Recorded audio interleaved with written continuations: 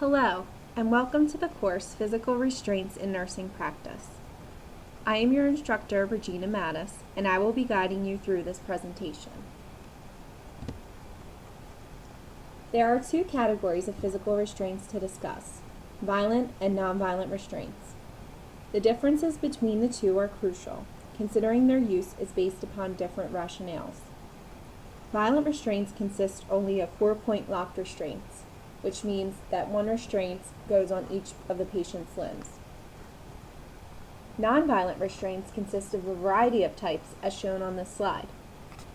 In the learning module, there is a resource available in the Prezi application that distinguishes between these different situations. Violent restraints are used only when patients present danger or harm to themselves or others, and this is considered an emergent intervention. The patient must be actively and aggressively attempting to harm themselves or another person. Staff must obtain restraints from the inpatient psychiatric unit most effectively by calling a Team 99 or a manpower code.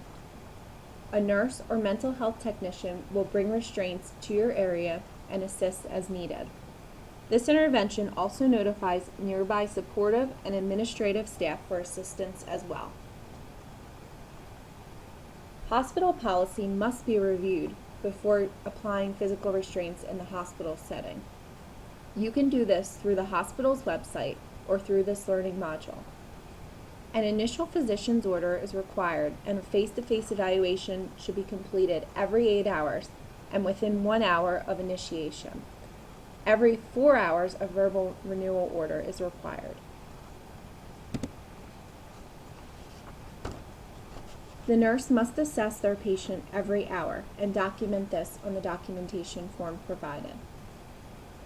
Documentation will be located with one-to-one staff in the patient's room, as an immediate suicide precaution is necessary after the implementation of physical restraints. Hourly assessment of vital signs, toileting and nutrition status, and as well as behavior must also be completed by the nurse or mental health technician or nurse's aide. Always keep the key on the restraint bag and keep the bag at the patient's bedside. That way, if there is an emergency situation or if the patient is in medical danger, it can be easily removed and the patient can be taken out of the restraints. Make sure that at least one finger breadth is maintained between the patient's skin and the locked restraint in order to maintain skin integrity and circulation. Violent restraint episodes begin as 4-point episodes. The patient must warrant all 4 limbs to be restrained. Remember that there is no such thing as a 3-point or 1-point restraint episode. You cannot remove a patient's restraints to eat dinner or use the bathroom and then replace them. This would be considered a whole new episode and requires a new order. Reduction to 2-point restraints is allowed, or discontinuation of restraints is up to nurse's discretion. Reduction to 2-point restraints requires that the patient be reduced to 1 restraint on one wrist and 1 restraint on one ankle. They must be on opposing limbs, and they cannot be on the same side, as this presents a danger to the patient. Remember, red restraints are for ankles, and blue restraints are for wrists. I remember this by considering that the sky is above us and is blue. The wrists are above the ankles. These restraints should be considered as a last resort, and consider using the dominant extremity, as the patient can utilize this for ADLs or to feed themselves.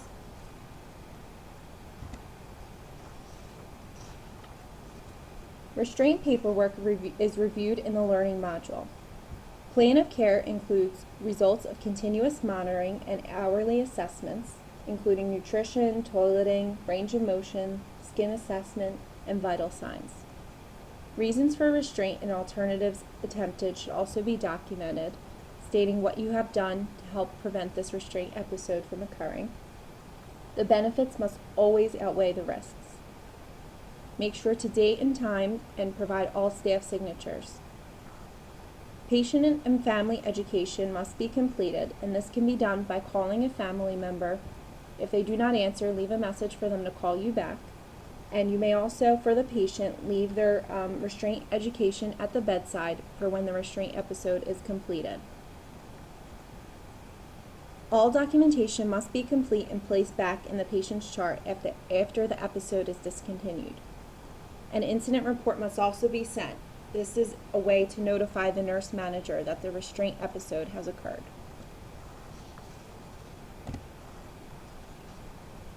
Debriefing must be completed upon discontinuation of the restraint episode. It must be documented on restraint paperwork. The debriefing session may involve a nurse, physician, one-to-one staff, or whoever was involved with the patient at the time of discontinuation. Each staff member that is present must sign the documentation sheet. It is important that this event occurs in order to allow staff and the patient to understand why the patient ended up in restraints and what can be done to help prevent this in the future. It is recommended that the patient remain on a suicide precaution for at least 24 hours in order to maintain the safety and help to eliminate the need for further episodes. Frequent checks or Q15-minute checks may also be done in order to prevent this from happening as well.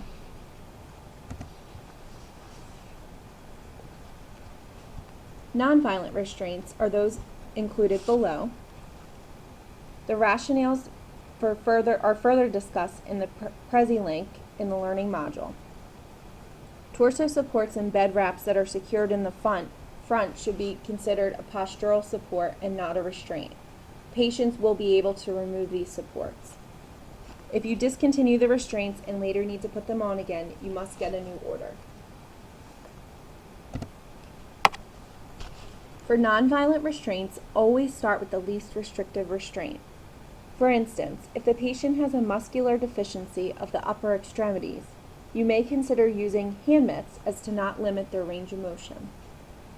All other non-restraint de-escalation behaviors must be attempted. These non-violent restraints are used only for continued attempts to get out of the bed or chair, pulling at tubing or equipment, or inability to follow direction. They are never to be used for violent behavior. Nonviolent restraints require initial physician's order and a face-to-face within 1 hour, similar to the violent restraint episodes.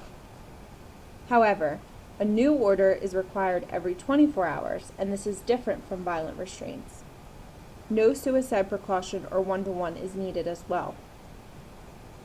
Hourly RN assessments are required, and the RN makes the decision to discontinue the restraints.